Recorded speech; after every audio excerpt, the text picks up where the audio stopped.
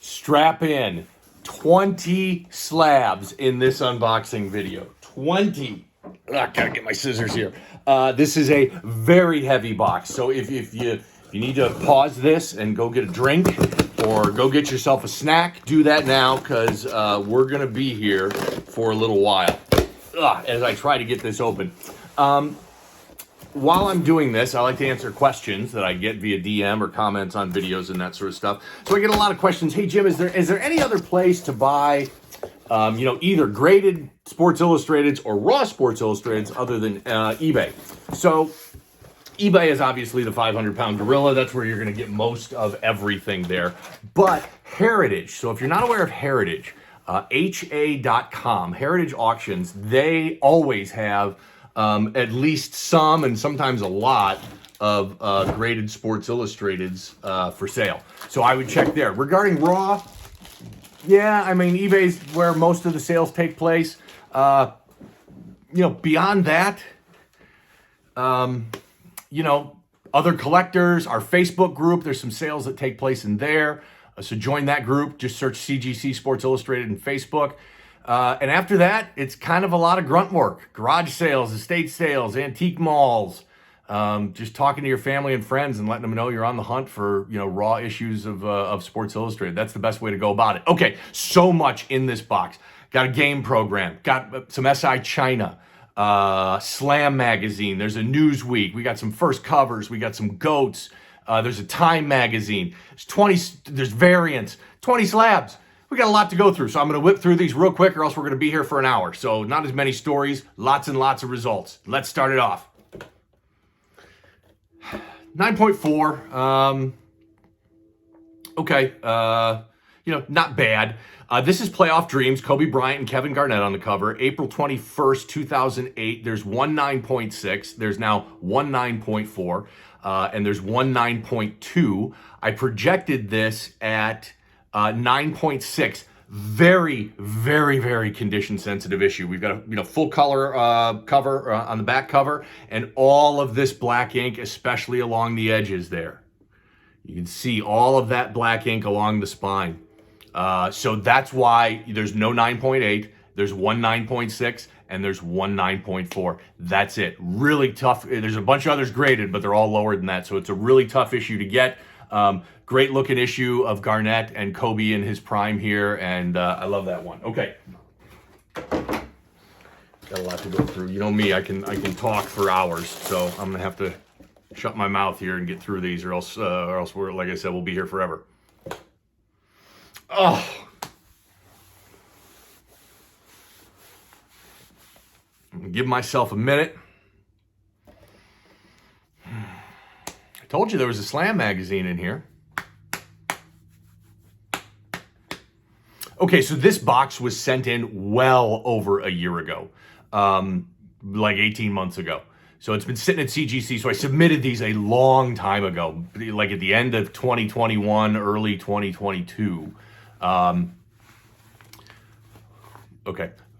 Zion Williamson, this is his first Slam magazine cover. It came out in August 2017. There are 6 9.8s. There are now 3 9.6s and a 9.2. I projected this at 9.6, so, in line with projections.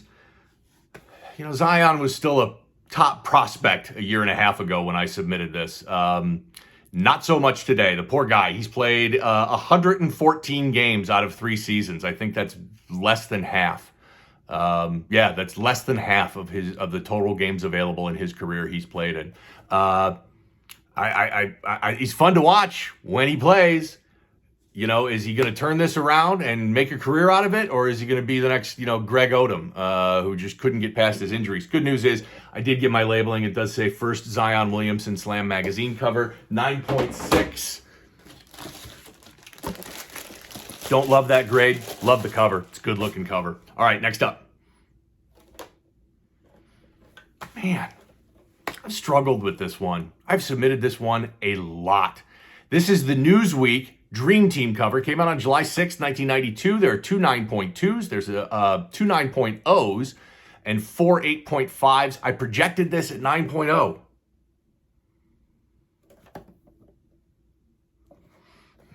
That may have been a little rosy, but it certainly looks better than an 8.0. Larry Bird, Magic Johnson, Michael Jordan, Dream Team. Gotta love it. Don't love that grade. That's a bummer. Okay, next up. These are kind of at an awkward angle. I got to make sure I don't peek at them when I pull them out of the box. Next up. Okay, 9.4, not bad. Oh, interesting. Okay, so this is Jackie Robinson, and this is his first Sports Illustrated cover. Now, you know, this was obviously well after he had retired and even passed away. So this came out on May 5th, 1997. So it's technically his first Sports Illustrated cover. It's the only time he ever, first time he ever appeared on a Sports Illustrated cover. But we can't treat it like it's a real rookie cover that came out in the 40s when he broke into the league.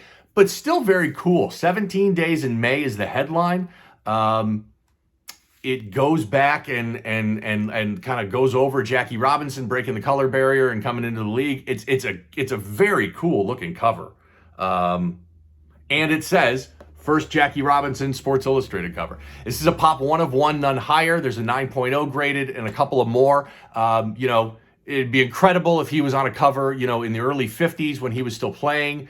Sports Illustrated started in 1954, so that would have been awesome if he was on there, but here he is in 1997, well after his playing days, making his first Sports Illustrated cover appearance, and Jackie Robinson is just still absolutely red hot to all collectors. Very cool.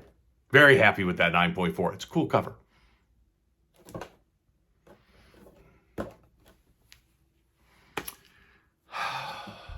Okay.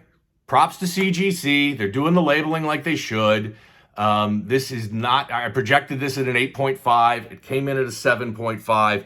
This just looks, I mean, I feel like a broken record. Looks much better than a 7.5. John Riggins, first Sports Illustrated cover, February 7th, 1983. There's a 9.4. There's this 7.5, and there's a 7.0. Like I said, projected it in an 8.5. So, I missed my window on the projection there. Super Bowl champ, Super Bowl MVP, Hall of Fame in 1992. This photo was taken at Super Bowl 17, where the Redskins beat the Dolphins 27-17. Not bad. First John Riggins cover of Sports Illustrated at 7.5. Hall of Famer. Can never go wrong with a first cover of a Hall of Famer. Next up. This is kind of a bummer of one too.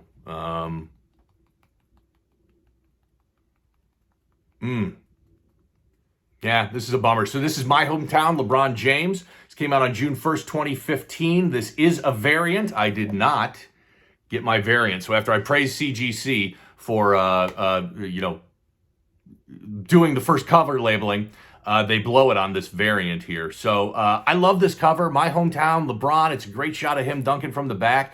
Came out on June 1st, 2015. The variants are still not broken out, obviously. There are 3 9.8s. There are 8 9.6s. There are 3 9.4s. I projected this at a 9.4, so I missed my projection window. It was a 1 of 3 variant. Steph Curry was on the other cover, and on the third cover was the Kansas City Royals. It's one of my favorite LeBron covers. I just like the look of it. And I love it because it's a variant. Bummer that the grade wasn't better.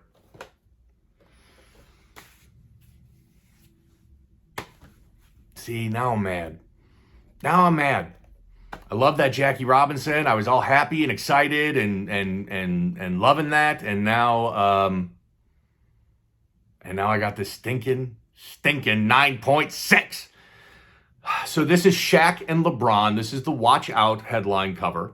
The good news is this is a pop 1 of 1 with none higher. There's a 9.6, there's a 9.4, there's a couple of 8.5s. I projected this at a 9.6, but that's just because I don't project 9.8s.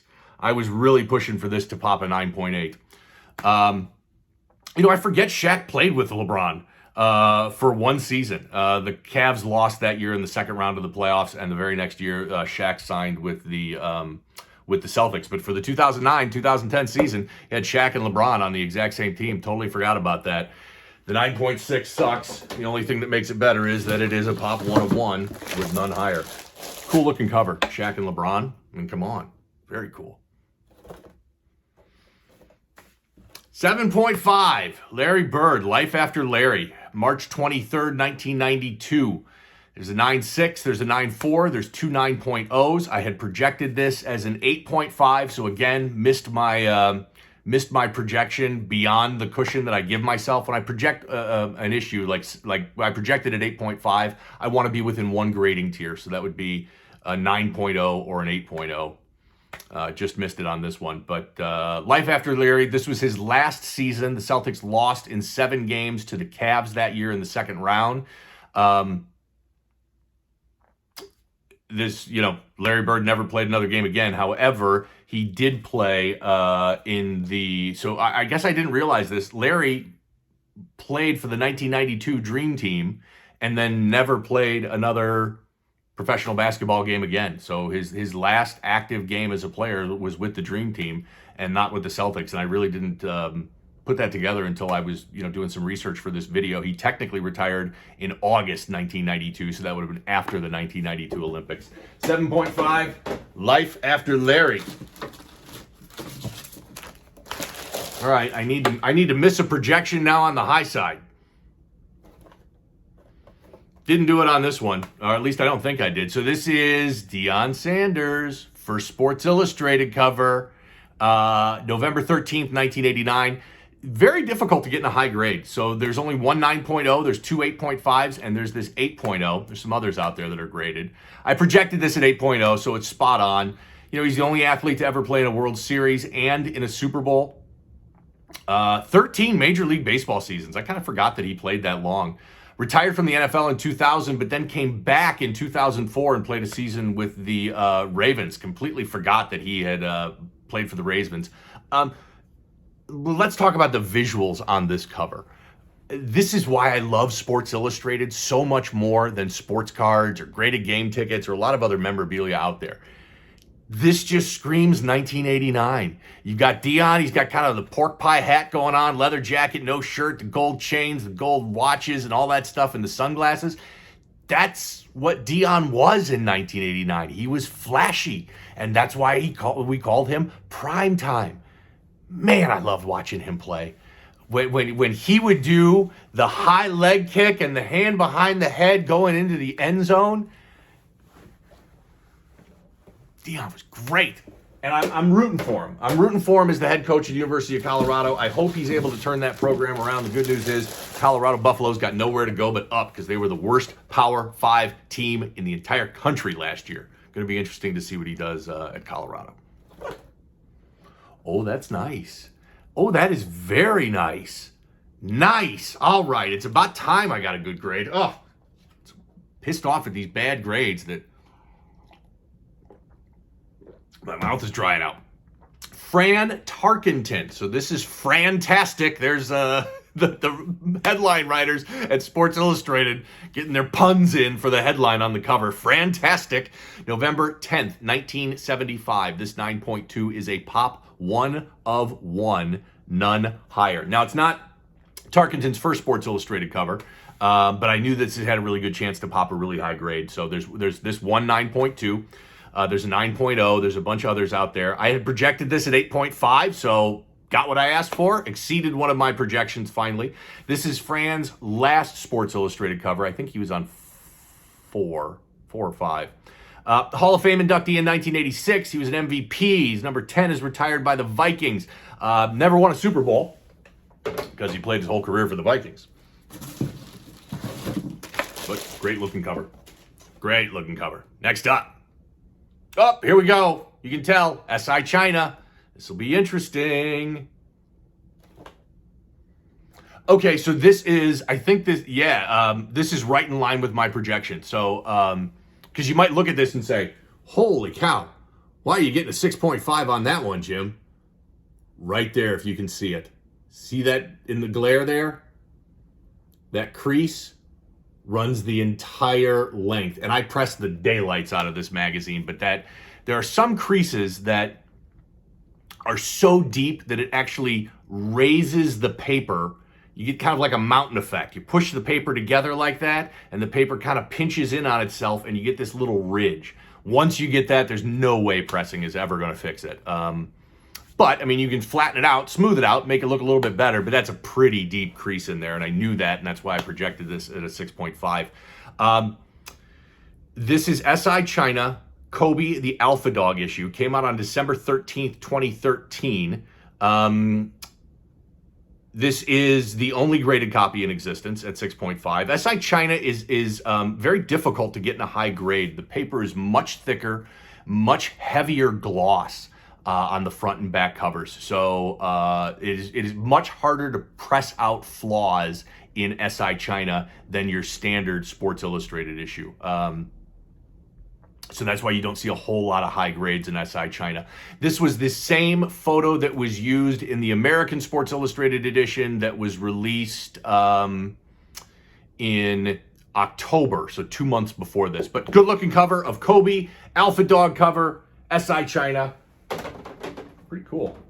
Running out of space here. All right, let's get going. Got a lot of these to go through. Up next. I love this cover. Don't love that 5.5 necessarily, but really love this in any grade. This is Joe Montana and his first Time magazine cover. Came out on January 25th, 1992. There is one 9.4. I own that.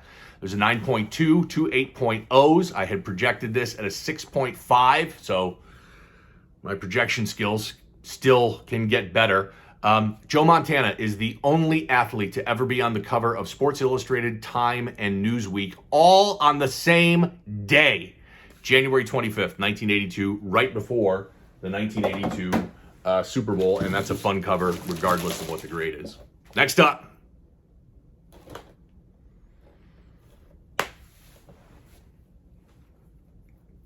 That's not great. That's not great. This is probably my favorite Tiger Woods cover, and I've talked about this a lot. Projected this at an 8.5, so within my window, but this is Tiger Woods and Masterpiece. Came out on April 16th, 2001. They're 12 9.8s. I own 2 of those. There's 7 9.6s and 11 9.4s. Easily a top 5 Tiger cover, and I think it's my favorite cover. This is him on the tee box at Augusta, the 18th tee. And it's from 2001 when he won the Masters that year. 8.0, not a great grade, but love that cover. All right, next up. Okay, that's, in line. Seen a lot of these. Peyton Manning, first Sports Illustrated cover, August 26th, 1996. There's one 9.8. I have said this many times. I used to own that 9.8. And sold it 2 or 3 years ago for way less than what that thing is probably worth today. I don't have a lot of regrets from issues that I've sold in the past. This is probably the biggest one that I regret, and I've been chasing another 9.8 and can't even come close. Projected this is an 8.0, so there's one 9.8, there are 3 9.6s, there are 3 9.4s. Love seeing Peyton Manning on the Ken Golden documentary on Netflix. If you haven't watched that, it's okay. It's worth watching, but Peyton Manning makes an appearance, and it's so cool because he brings this Sports Illustrated. It was a subscription issue. It was his subscription. Had his name on it, had his address at the place he was living at while he was in college in Tennessee.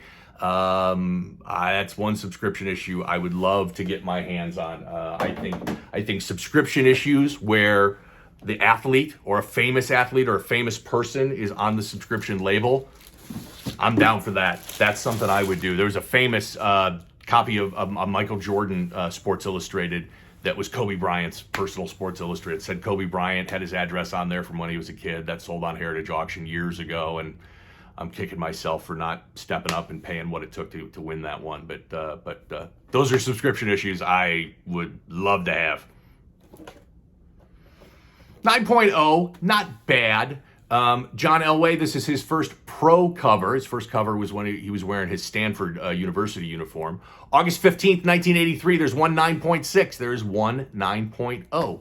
2 8.5s. I projected this as a 9.0, so nailed it on that one. John Elway, second overall cover and second highest graded copy in the world. Not bad. Got what? 1, 2, 3, 4, 5 left.